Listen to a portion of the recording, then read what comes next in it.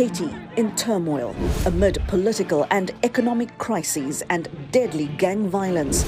Now Kenya is offering to intervene and lead a multinational police force to help combat the gang violence.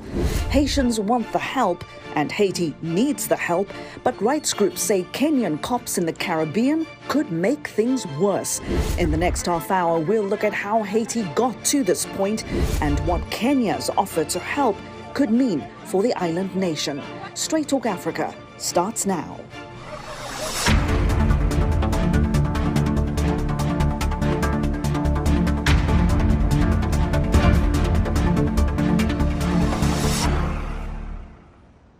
Hello there and a warm welcome to Straight Talk Africa, coming to you from VOA's headquarters in Washington. I'm Heidi Adams. For years, there have been headlines and warnings from inside Haiti and beyond about the political, economic and security crises unfolding in that country. The situation took a stunning turn in 2021 with the assassination of President Jovenel Moïse, shot 12 times in his private home. At the time, Haiti was already battling a rise in violence and an economic crisis made worse by a wave of earthquakes, hurricanes and cholera outbreaks. Moïse's death created a power vacuum and plunged the country into further turmoil as gangs seized control with daily killings and kidnappings. There are an estimated 200 gangs operating across Haiti, around 95 in the capital Port-au-Prince alone. They control about 80% of that city. Residents there say life in Haiti has now become a living hell. On Monday, thousands of Haitians marched through the capital demanding protection from the gang violence.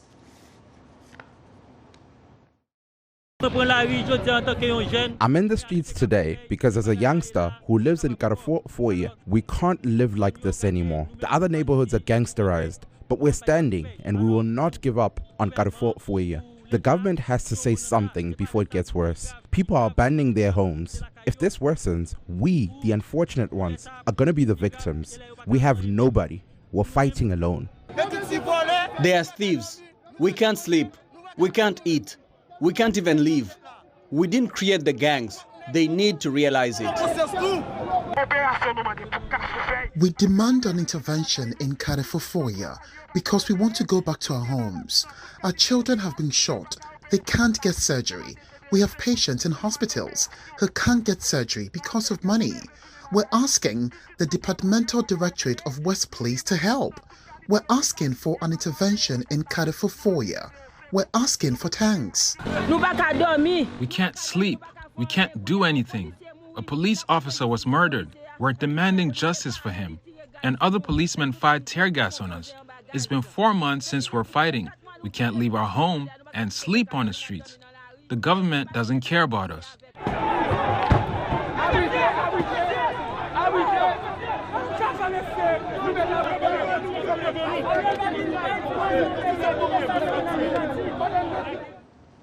Haitians, they're talking about what everyday life is like for them. Now, to help us understand how Haiti got here and what is behind the country's multiple crises, I'm joined here in studio by Sandra Lemaire. She leads VOA's Creole News Service. Sandra, so great to have you here in studio with me. Thank you so much for coming in and talking to us. Help us understand this. Haiti appeared to have been bouncing from one crisis to another for years now. I mean, we've seen the headlines, but what is behind the turmoil that we see today? There are multiple factors, Haiti, that are behind the turmoil that we're seeing today. Before Moïse's assassination in 2021, there were mass protests where people were not happy, not satisfied with the way that he had been running the country. And so they were asking for him to leave, to just, leave power and let someone else take over so that things could get better. On top of that, you have an economic crisis that's fueled by a fuel shortage. So the gangs have gotten involved in that because, of course, power and fuel is power for them. It's not only money, but it's also power. And Haitians are very reliant on fuel for electricity because the electric system is basically, the infrastructure is awful and most people don't have electricity 24 hours a day. So there are all of those factors. Of course, that also affects businesses and how businesses can run. It affects tourism, which also fuels the economy. The diaspora, contributes a lot of money to the Haitian economy. They like to travel to Haiti, buy property. They're unable to do that because of the gangs and their activity and the lack of security. So we already started with a situation where there was a lack of security. Some say it served the president well because he was able to push the idea of I need to stay in power because there's not security, so I can't organize elections. So that means that I have to stay in power because who's going to replace me? It's not like you can have the prime minister replace the president because the president names the prime minister. So all of these factors have contributed to where we are today. So, of course, we did see in 2021 President Jovenel Moïse's assassination really captured the world's attention. What do we know, just briefly, about why he was killed? We actually don't know why the president was killed. There have been theories floated out there. He was wildly unpopular. He was trying to make a lot of changes to the Constitution, some of which were seen as radical, which people didn't like. He had let the terms of most of the parliament run out, which meant that he was ruling by decree, which angered the United States. It angered the international community, the core group, which has, Europe and Brazil in it. And then, of course, there are always, political rivalries between, the ruling party, which is the president's party, and the opposition.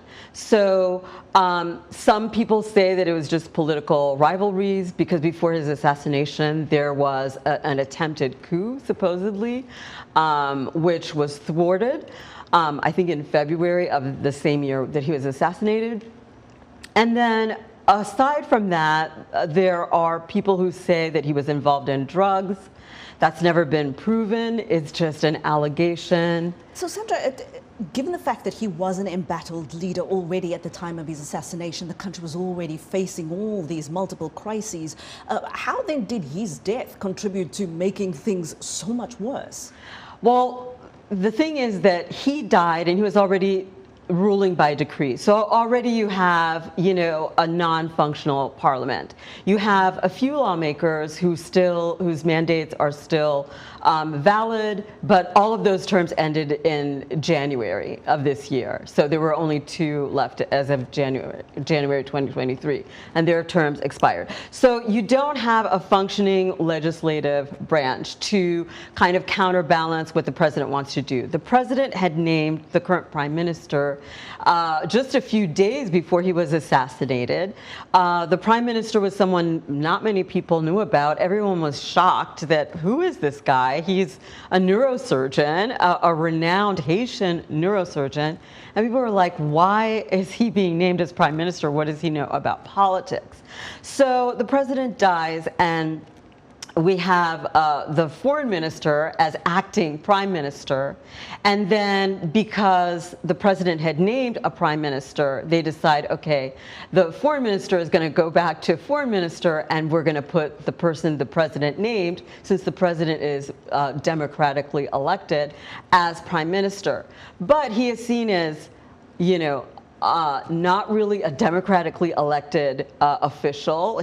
People are very suspicious of him, and they see him as a lame duck, somebody who doesn't really have a legitimate power, because normally the parliament would have to sign off on whoever you name as prime minister.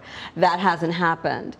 So this has fueled all kinds of mistrust, and also given the gangs kind of a leeway to say, hey, let me see what I can get away with. It's like, right, if you're in school, your regular teacher who's very stern is on vacation and you have a substitute, you try to see what you can get away with the substitute teacher. That's the case with the gangs. The gangs were already problematic for the president, but they stayed more or less under control. Now that there isn't a president, it's this prime minister who they don't fear, clearly. They're just doing whatever they want to do. Sandra, of course, the security situation alone speaks volumes about what the president is able to control or seems to control or not. We hear reports of these gang battles on the streets, kidnappings, ransoms, killings, rape being used as a weapon. If you look at everyday life for Haitians now, is this a war zone? Most Haitians alive today don't know what it's like to live through a war, but if you look at all of the factors that are present in a war zone, probably most people would say yes. Haiti, the thing that the audience needs to understand in general is that with the situation of gang violence and the climate that it's created in the country, prior to the president's assassination, the gangs would target the bourgeoisie because the bourgeoisie had money and they would, kidnap you and, ask you for a ransom of $50,000, $30,000. Now they're targeting everyone. They're targeting, the workers who are poor. They're targeting the police. They're targeting, government officials. They try to target, the international community working in Haiti and the bourgeoisie. So it's really everyone who's under attack at this point. And that is what I guess makes the situation worse and different today than in the past. Sandra Lemaire, head of VOA's Creole News Service, thank you so much for giving us insight and really walking us through what exactly is going on in the island nation. I do appreciate your time. Thank you for having me. Well, now Kenya wants to send their police to Haiti as part of a multinational force to help bring the situation there under control. After the break, we'll discuss Nairobi's offer. Will 1,000 Kenyan police officers in Haiti help or hurt? And why do rights groups think Kenyan cops should not deploy to the Caribbean? We'll have that conversation on the other side of the break. Straight Talk Africa will be back in a moment.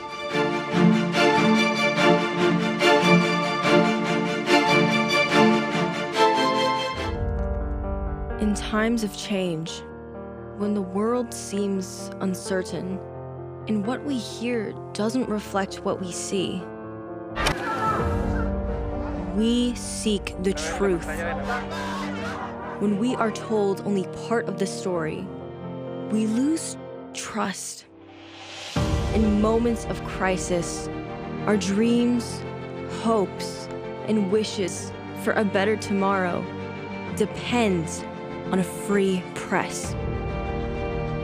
At Voice of America, we bring you the stories that people take risks to see. We connect the world and unite it with truth. At Voice of America, we show you the whole picture.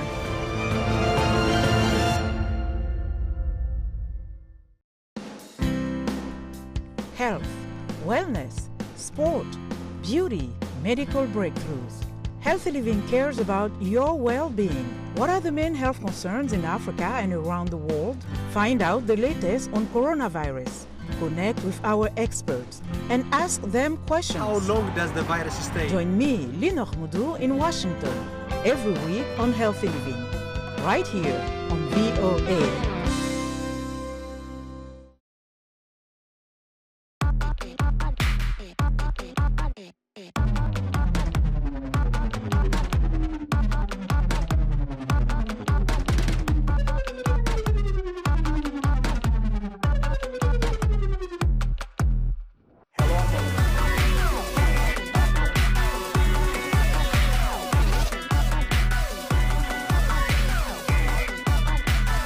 From around the world. Let's go.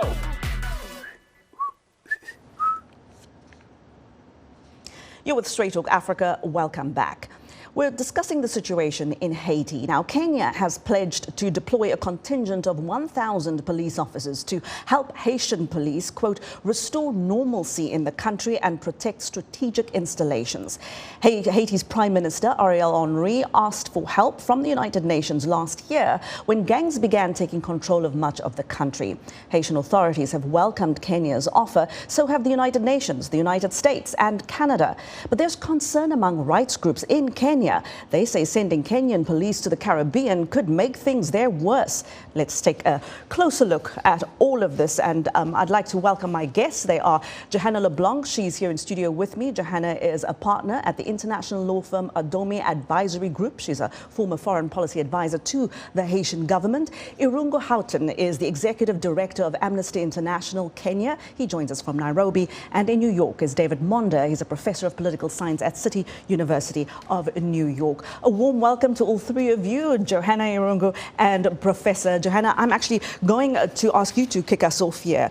You know, Haiti is often described as the poorest country in the Western Hemisphere. It was once the wealthiest and most profitable colony in the region. Is it any surprise today to the world, given the experiences of the country, that Haiti is now appears to be the least governed country in the Western Hemisphere? Yeah, absolutely. And you know, and I hate the word the poorest country in the hemisphere or in the world because Haiti's liberation for independence was a sign for Black liberation all over the world. When the country gained its independence in 1804, it was not just about liberating Haitians from the oppression and suppression of France. It was also about liberating Black people from all over the world, and that came with a cost. So where Haiti is at today is a mixture of failed foreign policy as well as bad leadership. You're talking about, for example, foreign policy such as the intervention in 1915, which brought about no stability to the country. This intervention was by the United States, and then you had the UN intervention, followed by numerous foreign policy coming out of Washington, like, for example, under the Clinton administration, completely decimated the rice sector in Haiti, so that rice industry from Arkansas could sell rice to the Republic of Haiti.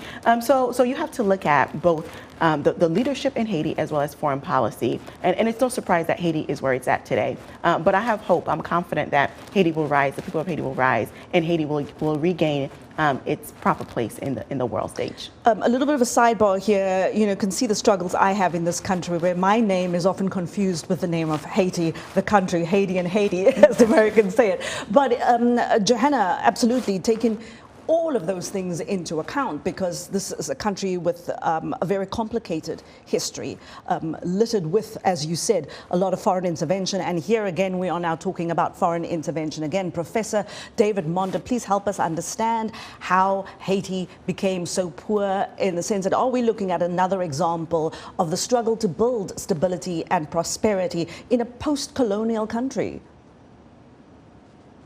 I think we definitely are. It's a crisis of post-coloniality.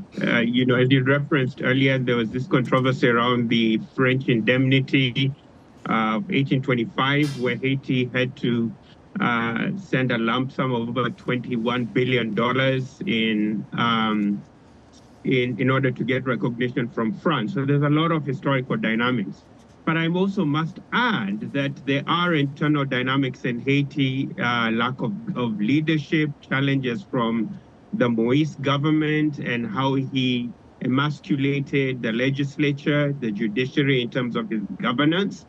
And the crisis we see right now is really centered around internal dynamics of crime in terms of security, around gangs and vigilantism and over killings that are related to that, but also the challenges that come from outside of the country in terms of the Haitian diaspora, politicians abroad who are fueling and paying for some of the illegal activities of some of these gangs.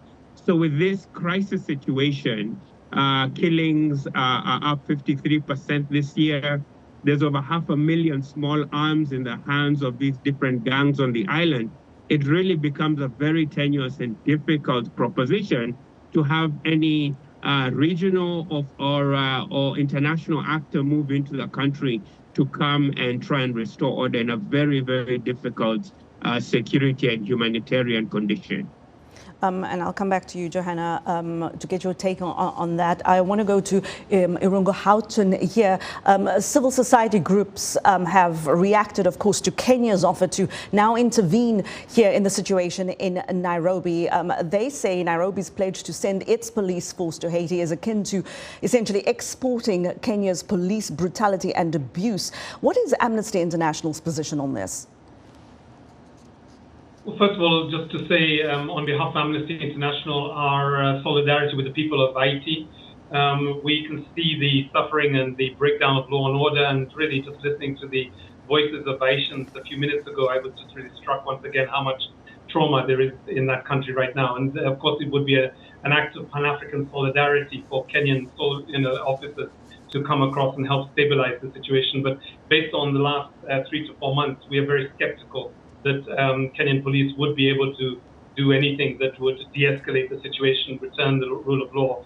And this is primarily due to the experience we have had as Kenyans over the last 90 days or so. We've had 3 months of about 9 rounds of protests, and each of them have become more violent than the last. And we have probably documented as Amnesty International, the Law Society of Kenya, and the Kenya Medical Association no less than 40 deaths and over 100 injuries. Some of those from people who are really either recovering from being shot with live bullets or rubber bullets, or have been essentially brutally assaulted with batons. And for that, it doesn't give us much hope that a police service intervention at this point would be very, very helpful for the people of Haiti. In many ways, I think we have to see a change of policing. The international standard is, of course, that of is the policing proportionate to the threat that is being faced? Is it reasonable? And also, is it necessary? And unfortunately, under those UN threshold standards, the Kenyan police have not met them over the last 3 to 4 months. Johanna, Prime Minister Ariel Henry has asked the United Nations for help, and they've welcomed the Kenyan offer for help. What is your take about what Kenya can really bring to the situation here? Well, since 1986, Haiti has dealt with serious instability. But the reality is that the country has not seen this level of violence. As discussed earlier, many of these weapons that end up in the hands of gang members come from the United States. In fact, about 90% of them, according to numerous reports, which is unprecedented. So if there's a political will, first and foremost, I think the issue of insecurity in Haiti could be solved. But as it relates to Kenya offering support to the people of Haiti to address the insecurity challenges, I think it shows Pan-Africanism solidarity. I've been watching Ruto for quite some time now. He seems to be someone who understands the role that imperialism and neocolonialism have played in the underdevelopment and the undermining of democracy all across the world, including Africa and obviously the Republic of Haiti. So I have some faith, I have some hope. However, the people of Haiti, the human rights groups, do not want this to be another intervention with a black face. I think that certain perimeters need to be set by the Haitian government, which I have not seen, so I am concerned. If you are going to accept help from another nation to address the insecurity challenges, we need to know how long will they stay in Haiti, right? What are the consequences of human rights violations, right? But the unfortunate reality is that we're dealing with a current government that is seen as illegitimate in the eyes of the Haitian people, that has not been able to deliver for the Haitian people. So if you can't deliver for the Haitian people, how is it that the people can have faith that you will properly negotiate with another international partner to address the insecurity challenge? And many are saying that the insecurity challenge is again because of lack of political will by not only the Haitian government but also the international community as a whole. Professor David Monda, is there a world in which Kenya could actually provide some useful assistance that everybody will agree that their presence there would be a good thing? Yes, I mean, I see it a little different from, from Amnesty International and some of the points that Houghton raised. Yes, the Kenya police has not covered itself in glory, with its actions in Kenya. There's many concerns around that. But every police department has its own major problems. Think about New York City and extrajudicial killings here within the New York Police Department, or the Chicago. We seem to have some problems there. He's back. every police department has its challenges. So I guess my thinking is that I'd rather deal with a police force that I have than one that I'd aspire to have. And I think this effort to have a police force, at least if it can be regulated, I think would be a good thing. But I think secondly, the more important question, even before we talk about intervention, is the legitimacy of the Ariel Henry regime. I think questions of legitimacy really have to be addressed. In other words, we have to find a way to establish an interim administration that's broadly accepted. Because Ariel Henry's call earlier to have a foreign intervention force was roundly condemned by Haitians because they see foreign intervention as propping up a legitimate regime. So I think that is the #1 start-off point. But secondly, intervention for intervention's sake can be very problematic. We know the history of the UN, of the mass rapes, the corruption during the UN's 12 to 15-year stay in Haiti, the cholera epidemic. So that's also another major concern. In other words, you don't want to have intervention with a black face, as has been said earlier. And I think if we can really think about an intervention, but structured around CARICOM, the regional organization, only the Bahamas has offered 150 police officers to support this Kenyan initiative. Where the regional powers like Jamaica, Trinidad and Tobago, Guyana, Cuba, that are major superpowers within the CARICOM bloc, the Caribbean. So I'd really like to see more of a regional effort in terms of the intervention. But I think fundamentally, we really need to think about establishing an interim administration to replace the Ariel Henry regime, which at this point is very legitimate, and then from then think about modes of intervention led by regional players, and then other international forces can contribute, whether it's from Kenya or any other regional force to support the police in that area. Irungu, what's the right thing to do here in your view? Clearly something does need to be done. The UN has called for foreign intervention, a specialized support force, that doesn't sound like a peacekeeping force, to go to Haiti. In your view, is this warranted? And if not Kenya's police force, then whose police? No, I think it's very clear. I think from the analysts, on the show that we do need to see, international, policing force established for Haiti. I mean, the situation just seems dire, and the criminality seems to have increased, and is now a threat to many communities. But I think it's important that we source the police commands from countries in which there is a record of human rights-based policing, effective policing that builds up community and civic intelligence, that builds a sense of credibility for rule of law and law and order.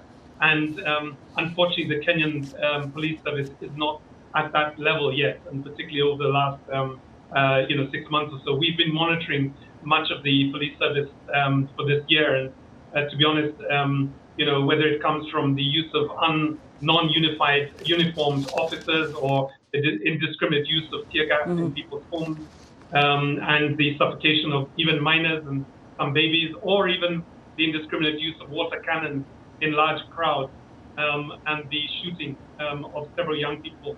Many of the 40 people that have been killed in the last 3 to 4 months are really between the ages of 17 and 25. And we've been very concerned about the lack of capacity to be able to identify who are legitimate protesters, the right to assembly, but also criminals and looters.